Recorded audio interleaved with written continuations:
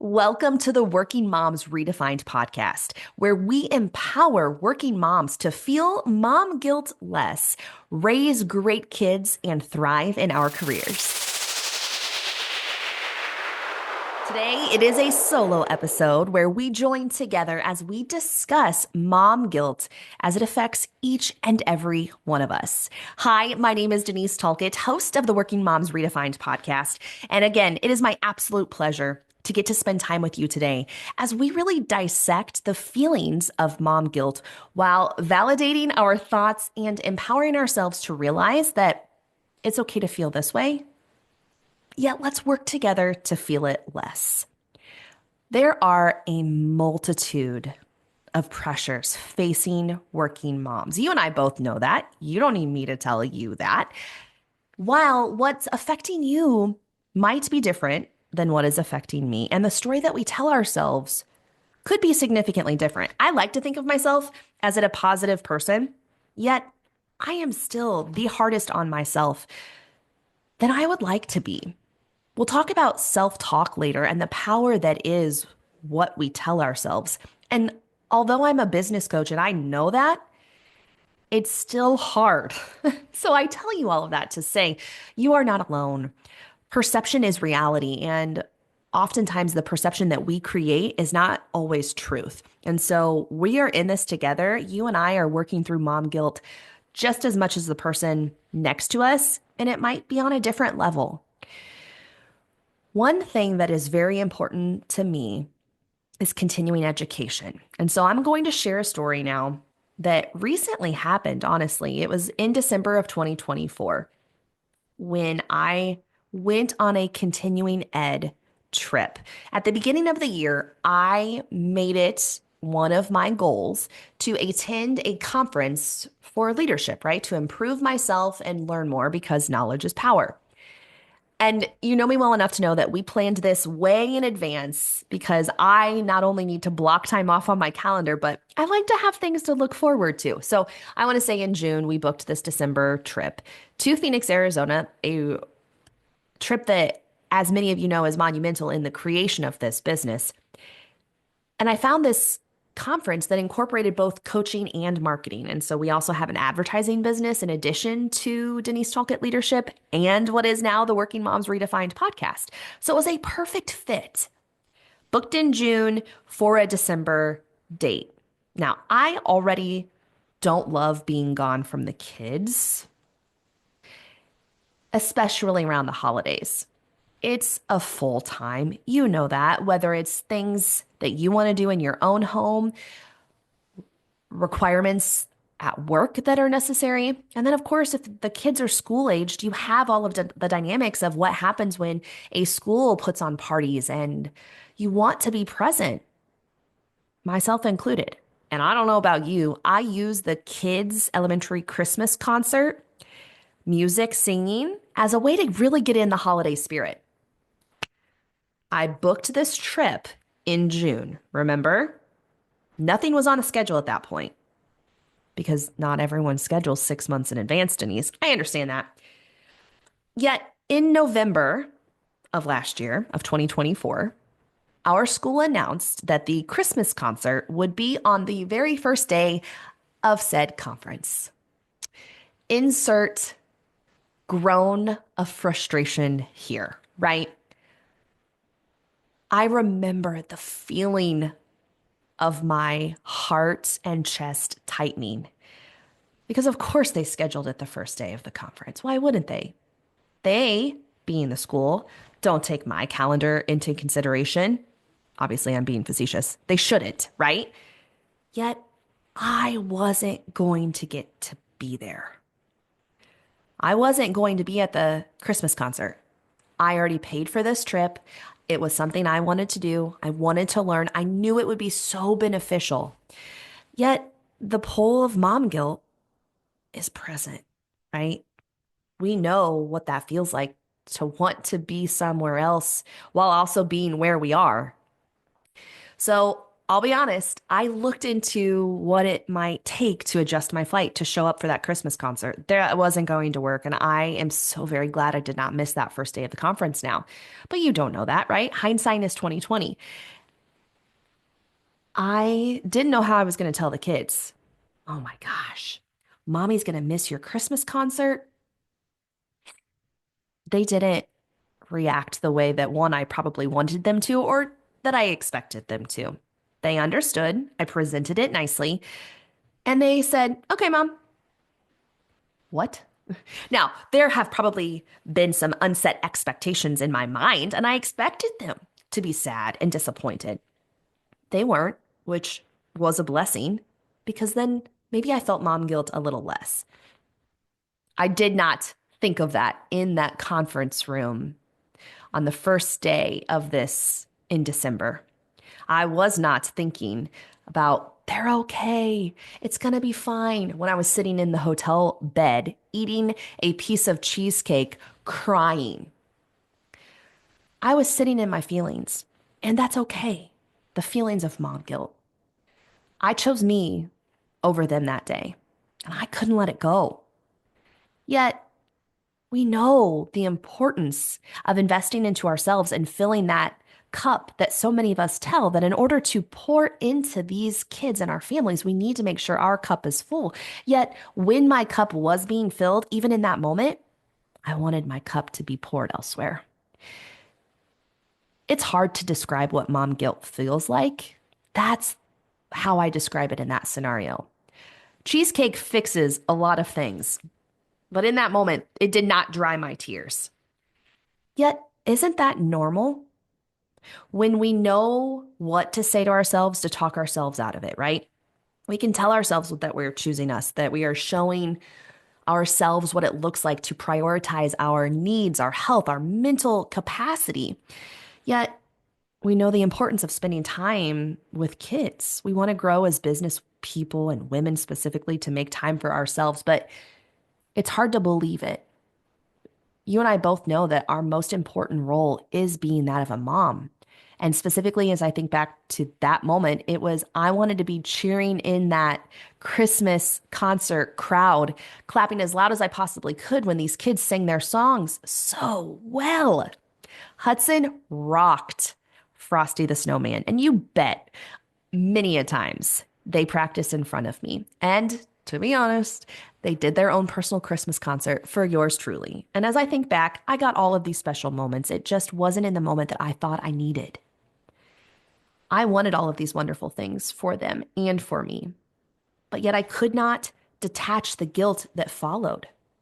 We are told and encouraged to find a balance of this in life. We got to find a balance between the work that we do inside and outside the home, balance between serving ourselves versus our kids so that we don't pour from that empty cup. The list goes on, right? Balance looks like making sure that we show up as a great wife, as a great sister, an involved daughter, a passionate friend, an encouraging teammate, a motivating employee. I mean, the list goes on and on. And yes, we look at those titles and roles as something that is so joy filled, yet we're tired, right? When you lay your head down at the end of the day on that pillow, man, it does not take long for your eyes to shut and you are out. My fingers are crossed for you. One day I said screw it. I said I am exhausted in trying to find a balance between all of these things. I'm going to challenge it. Shocker, right? I'm going to challenge the word balance and I am going to instead find something that works for me. What's a term? What's a phrase? What is something that I can change the trajectory of my mindset even just a little bit by relabeling it? So rather than finding balance or trying to find balance, I now think of recognizing seasons. I think it's important to realize that balance is something that would absolutely never find a middle ground. Because once you feel balanced in one area, you know that you're unbalanced in another. When you give yourself grace and knowing that this is a season of home, this is a season of work, it's a weight lifted off. Not completely, because mom guilt to a degree probably never goes away. But when you're able to identify what season of life you are in, it's easier, it's lighter. Seasons do not have to be the normal fall, autumn, winter, summer, spring. No, seasons can be a month at a time. Seasons can be a couple weeks at a time, or seasons can be years, right? Toddler years, elementary years. Those are all different seasons. And when you recognize which season you are needing to pour into more, it makes the other cup, if you will, be okay being put to the side.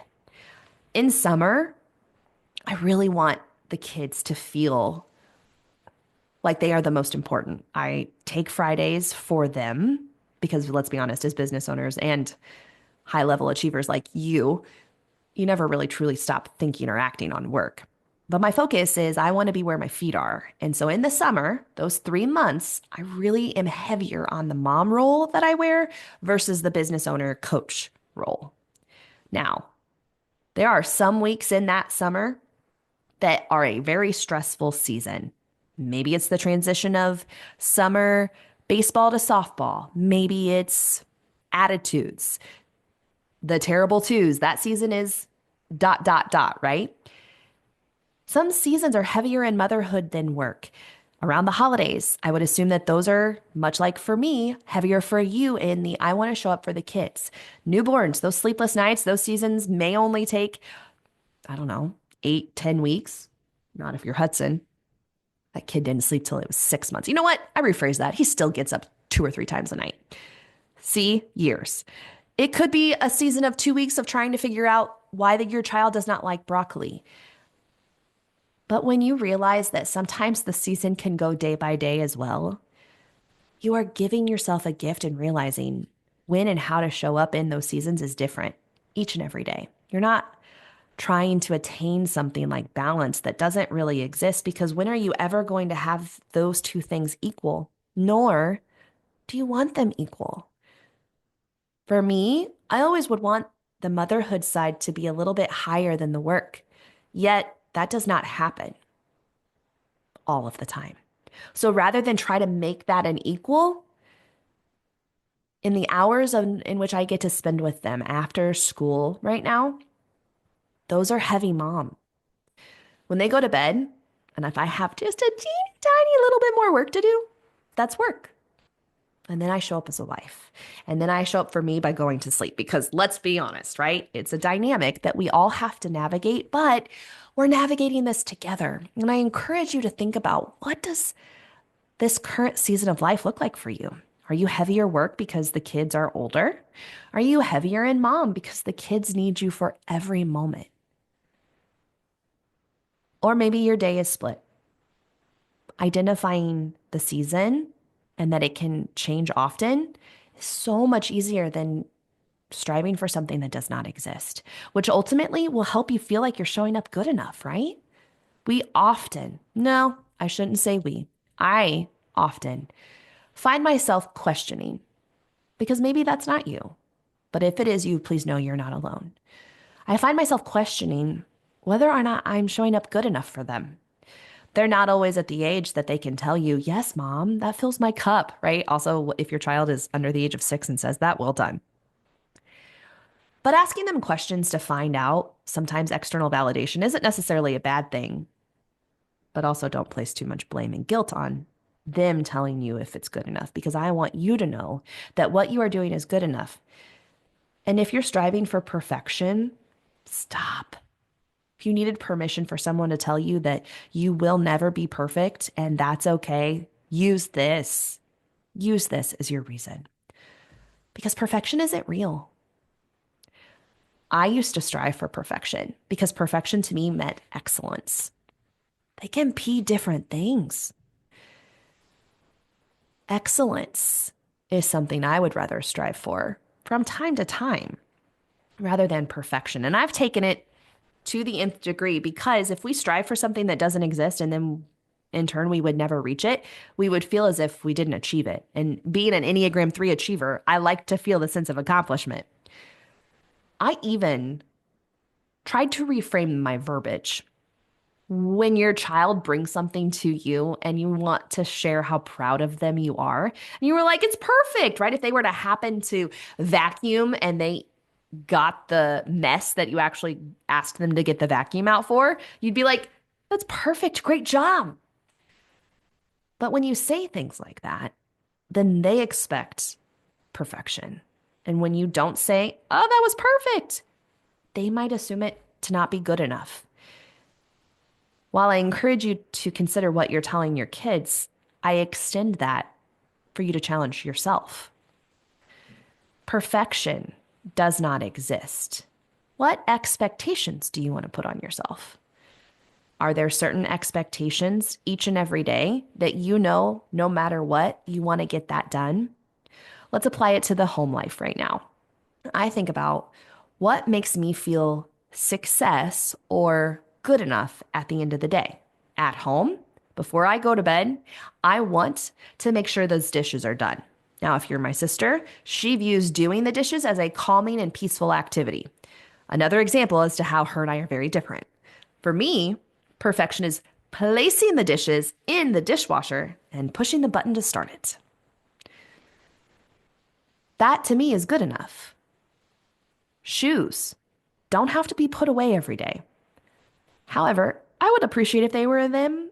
I would appreciate if they were in a straight line. I like lines. I like structure. In a line, shoes are good enough for me. And when I identify that and then tell myself it's good enough, you feel good enough. Again, mom guilt doesn't necessarily go 100% away, but you lessen the power that you're giving it. Isn't that crazy? Laundry, for me, doesn't have to be put away every day, especially if it's in the dryer and you look at the time and you think, I'm exhausted. I can fluff it tomorrow. That's me. And while also secretly, if I leave it in there, maybe Jeremy will get it the next day. But don't tell him I said that. When we think about work, for me, I have certain things that I want and need to tie up with a pretty little bow. Do you have things like that too? That if you leave, because we've all done it before, and think, man, something feels off. I didn't get XYZ done. Well, what are those non negotiables for you? Is it much like meat for me? I want to reply to emails. I want them to be able to have a response for when they come back in and check their email, because that's a gift I like to give them while also realizing that when I do that, I feel all buttoned up, if you will. I don't often have my complete to-do list done. And sometimes I move at the end of the day. If I didn't get something done, I then identify a new day in which I'm going to, if as long those aren't deadlines that I'm now missing. I often think about coaching client notes. When I take notes, if I don't put them in their file and categorize them the way that I like to help me when I see them again in 2 weeks, I don't feel like I'm tied up with a pretty little bow. Those are two things, emails and coaching notes, that I require myself to have done before I can be closed out at work that day. Anything else after that is a byproduct of success while also maybe putting off something at home after the kids go to bed, which that's a conversation for another time, right? Identify what is good enough for you. What will help you feel like you did a great job in both home and work? And write it down. I'll show you later about making sure that you can track yourself, because that's how you prove that you have done a good job after the day passes, because feelings are hard. Let me rephrase that. Success is hard to feel later on when you do all that you do. Like I said, perfection truly doesn't exist. And when you strive for it, you move the mile marker before you hit the mile marker. It's important to recognize your progress in parenting and as a businesswoman. or any role that you hold at work, because I love to keep in mind I'm going to do something to better myself today that makes me better than I was yesterday. I am in competition with no one else in the room besides myself. Because if I do something today that was better than who I was yesterday, that's a win. I don't need the competition from someone else and that drama that sometimes can fill ourselves in our brains of, oh, she did better than me. Hmm. That creates ickiness between you and what potentially could be a friend. And then they don't know what's wrong. And then there's unspoken conversations that are really only going on in our head that can impact relationships down the road. You compete with who you were the day before and you remove those dynamics. When we move the finish line of what success looks like without celebrating success, do you ever really feel success? I love to keep that in mind. And if you're watching on YouTube, you're able to see what I mean by when you set a goal or an expectation or something that you want to achieve, and you set it here, and then you create the plan as to how you're going to get there. And you're checking things off that list. You're like, yes, I killed it. That was awesome. On to the next. And your to-do lists are piling up and you are achieving and you are growing at work or at home. I love to cross things off. Yet when I get a little bit closer and I see the success or the end goal is in sight, I think I'm motivating myself when I do this. Yet I honestly am providing a cyclical effect of what happens when you don't feel a sense of achievement. Because when I'm reaching that mile marker, if you will, that success point, I think, oh man, I'm almost there. What if I added a little bit heavier layer to that goal? Well, then it moves the mile marker, right? So, one of my goals for this year is to, or was to, start a podcast, right? And so that layer, that expectation, that mile marker is here. And I am down here. And I have worked and worked and worked to make that possible. How do you know how I can speak so freely on this? It's because of personal experience, guys. I just want to lay that out there. And so as this mile marker gets close, I found myself saying, well, yeah, start a podcast and get 100 people to listen the first week. Wait, why wasn't the original goal of starting a podcast good enough? Well, I know I can do better. I know I can do even more. I know if I set another caveat to it, it'll make me push harder and work harder. Yet previously when I've done that, it creates a dynamic of a lack of celebration, maybe potentially even not realizing that the goal that you set 2 months prior is actually the one that you achieved already. And now you're on to the next one, but yet you looked at it as a way to keep pushing yourself and motivating yourself. We move the finish line. And so as we move that finish line and we continue moving towards the new finish line, you don't achieve because you keep moving the achievement. And so, yeah, some of us might consider that as motivation to do better, to do more. But then how would you identify what enough is? How would you let others celebrate you? The answer, I'll let you not have to think for yourself in this. And you probably already have gotten there, is you don't. You don't feel good enough. You don't feel the pride that you should for work achievements, for helping your child read, for achieving an award that was nominated by those in your community and only 20 people got it. Ask me how I know, right? When we move the mile marker, we move the feeling of good enough to not be attainable. I know you don't want that for me, much like I don't want that for you. Yet, when we internalize that for ourselves, we look at it as a way to help us keep going. Let's change that. Who you are today and what you do is good enough. And I know that you realize that in 2 weeks, 2 months, 2 years, you're going to be a different person than who the person is listening to this today. But if your old stuff's not making you cringe, you're not doing it right. Give yourself grace in knowing that good enough today will be different later on. But that does not mean that you don't celebrate it. For me, if I don't write it down and track my success in whatever that might look like, I'll blow right on past it. I won't acknowledge the success because previously I used to think that that was not being humble. You don't have to tell everybody about your success. I knew that. Yet, did I tell myself? Do you tell yourself? You're good at three things. I would say that you're way better at more than three things. Yet, think to yourself right now, what are you good at? Name three things for both work and personal life. Three things that you are good at. When I speak in front of 60-year-old business people and I go and speak to 17-year-old high school students, they have a hard time answering this question.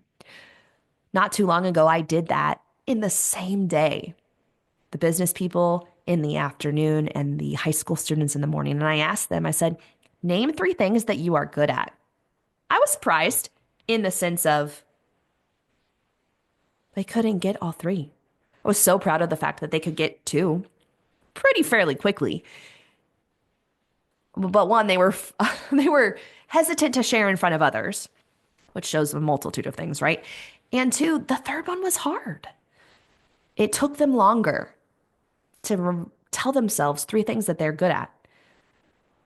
Name the three things that you're good at, and your confidence will soar. You don't have to do this every day. You are not a boastful person. You can still be humble and identify those things, even if you only say them to yourself. Yet when you do, it proves to yourself that you're doing good enough. It builds confidence and you're choosing joy. When I think about how I can tell myself, it's a tracker sheet. And I have a word of the year each and every year for the past two. So I guess the past 2 years is really how I should have phrased that. I've been encouraged to find basically a vision statement, a word of the year, a strategic plan for accomplishments. Before this, I had never heard of this, nor would I have ever probably considered it. I would have thought, wait, what? I'm supposed to do something like that? Yet when I did, my life changed. I had a direction. We create recipes for our meals. Why don't we create recipes for our lives? It was an easy fit. And this year, I strategically chose the word dynamic.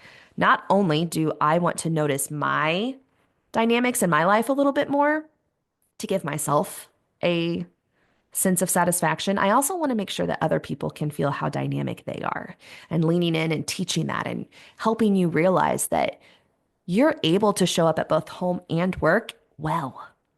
There are dynamics that adjust and change each and every day, yet you're doing it well. And in order to prove that to myself, I needed to jot it down in focus areas. How was I going to show up dynamic in my relationships, in my career, and for me? And so if you're watching on YouTube, I created these cute little tracker sheets. If you are at all interested, connect with us on our website and we can show you where these are. Because I needed to trust and I wanted to trust Jeremy more. I want to empower and I don't oversee. I want to plan spontaneous fun with the kids once a month. Plan spontaneity? That's not a type A personality if I've never heard of one. But I can track that. At the end of the year, I can now look at my pretty little habit tracker and say, in February, we went to the water park with the kids. In Sydney, I planned a date for her, just her and I. So that at the end of this year in December, when I look back on the year and I think, oh, it was good.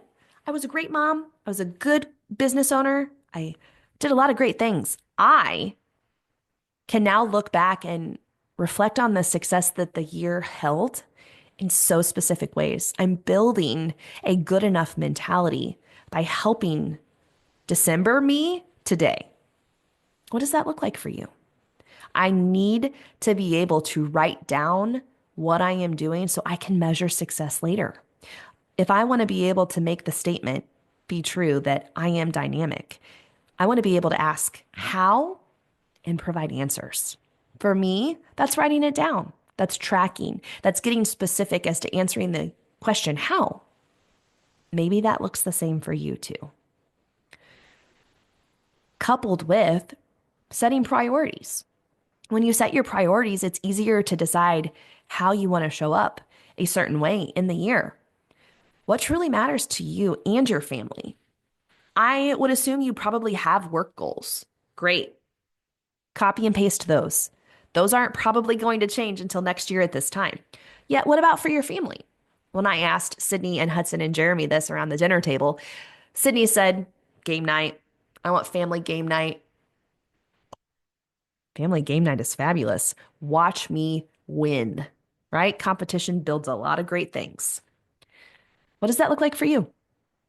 We've created a pizza and movie night on Friday. No TV during the week. Yet on Friday, we'll watch TV, cuddle, and eat pizza in front of the TV. It has worked really well for us. We've set out boundaries as well. Now, is that something that I continue to work on? You betcha.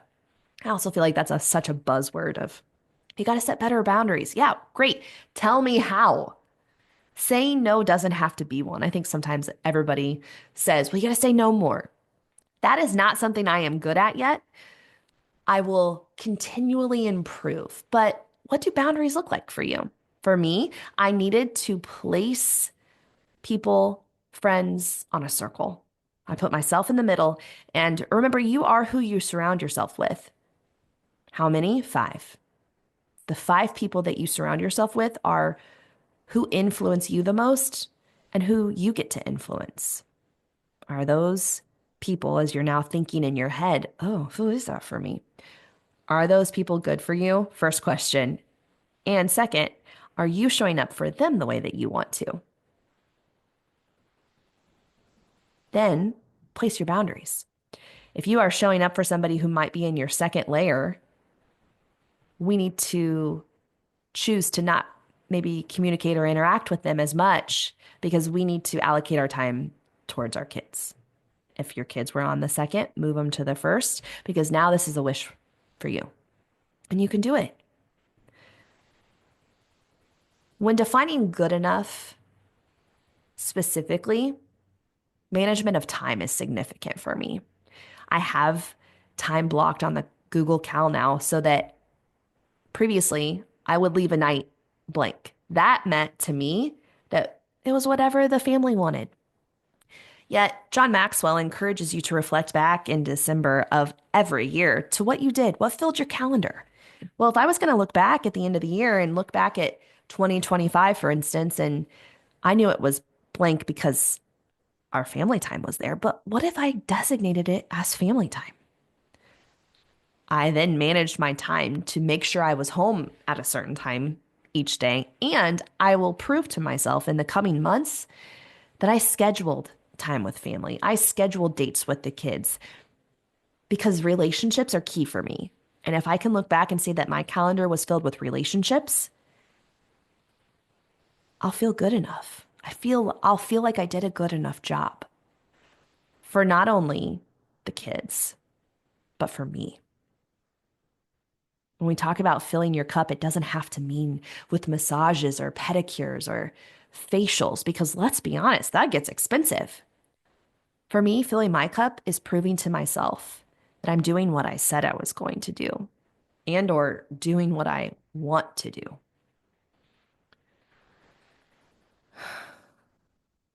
A saying that I've kept in mind, and I don't know where it might have stemmed from, but it came to me because all good things do. On a beach with Jeremy for our 10-year anniversary celebration trip. And I was planning the year because we went at the first of 2025, and I was planning out my year on the beach because who just sits there and does nothing? Props, because that would be a goal of mine. And I was identifying what I wanted to do in our advertising business so that I could spend more time here pouring into working moms like you. And one of those was I know that I need to delegate more, yet it's hard for me. And it's not hard for me because I don't think that the team members that we have are going to do a great job. I figured out it was because I feel as if it's my own first little baby. I created that business. I worked really hard for those relationships and created bonds with these businesses and helped them succeed. And I don't want that to go away. Yet, when I was sitting on that beach chair with a vacation coffee in hand, if you will, it finally came to me that, man, if I let go, I get to let them shine too, right? What a beautiful statement. If I let go, when I let go, I can let them shine. Don't doubt the ability. You'll figure it out together how to make it. Yet, I apply that to the kids. It's a lot easier for me to cut up the vegetables than it is for them. Yet, when I let go of cutting up the vegetables, they do a fine job. And I don't even know what it does on the inside of their little brains to make them feel so good about the fact that they cut up vegetables like mommy did. I'm going to let go to let others shine. It's beautiful. And you can too, by telling yourself that you can, because you can do hard things. And that's the power of self-talk. That's the power of the words that we give ourselves. We'll talk throughout the podcast about the power of words. I love the dynamic that this provides because when we choose specific words, we choose to talk to ourselves in a certain way that creates positivity and gratefulness, and those things then emulate in our daily lives. And when you do that, mom guilt holds less power. You are your own person. You are your own working mom. If you listened to the episode before this, you listened to my mom and I work through how she was even a different parent than her mom was for her, and how I am a different mom than my mom was. And that's okay. My workload is different than hers was. Remember the cookies example? She baked them, cut them out, and iced them herself. That is not my thing. Spilled milk. She freaked out over spilled milk. It would spill, it would go in the cracks, it would drip down. I get it. That's not enjoyable. Yet I know that and notice that when our kids spill things, I muffle the gasp that I remember hearing often because it's in there. I'm just choosing to not let it come out. We can do things differently than our moms did. And when we allow ourselves to believe that, we allow ourselves to know that it's okay. While also realizing that you do similar things too. Where do you think I got my planner mentality, my structure, my lack of ability to go with the flow? I got it from my mom. As I think about it, I got my thighs from my dad, but that's a whole nother episode, right? You're not the mom that your mom was, and that's okay. We are joining in community through the Working Moms Redefined podcast to believe in you. I want to build a belief that is unshakable for you. For on the days that mom guilt holds hard, that you are kind to yourself, that you are generous in the words that you tell yourself, because it's hard. Why do we assume that we have to be so hard on ourselves to do better, to do more, to do enough? You don't. Realizing that maybe you need someone else to tell yourself that, that's okay too. I realized it, which is why I then chose to find a therapist. Talk therapy for me works wonders. Shocker, right? And I found a counselor who listens, asks me questions, doesn't let me, let's be honest, get around the question that she's asking because I am good with words. She holds me accountable for the questions that she's asking to make myself reflect. I know that you've done that already today. Yet, I want to share with you a woman who has and continues to do so for me. The next episode that you will push play on, episode number 5, is with Sarah Simonik. She is a licensed family marriage therapist who is truly given a gift from God in the way in which she helps women and men in a way that you and I both can't, probably. It's okay to be able to ask for help. And for me, that was making an appointment with Sarah Simonik with Deeper Roots Counseling. And she so graciously chose to spend some time with us. When you press play on the next episode, you hear some very vulnerable stories from me and advice from her to help you in every season of your life. Because maybe this isn't the season where you can make time to go to a therapist. That's okay. You're making time for this podcast, and that's good enough right now. When you press play on the next episode, you will be poured into by an expert in her field. We'll ask questions. We'll provide a reflection checklist that allows you to show up for you. And I'm assuming that some of the things that we talked about today resonated with you and maybe even brought to light someone in your mind who you think, oh, I want them to hear this. I want them to feel good enough. It would be my absolute honor if you chose to share this podcast episode with them. We learn better together. And when you choose to share thoughts and kindness with a third party, that's even better, right? Thank you for being here. If you would want to connect outside of here, our social links are active and ready to connect with you. Can do so. Find us on Facebook, on Instagram, on YouTube, whatever that looks like for you. Join us in community because you are worth it. And we want to empower one another to release that hold that mom guilt holds on so many of us while we thrive in our careers and raise good kids. You're a working mom and you do hard things.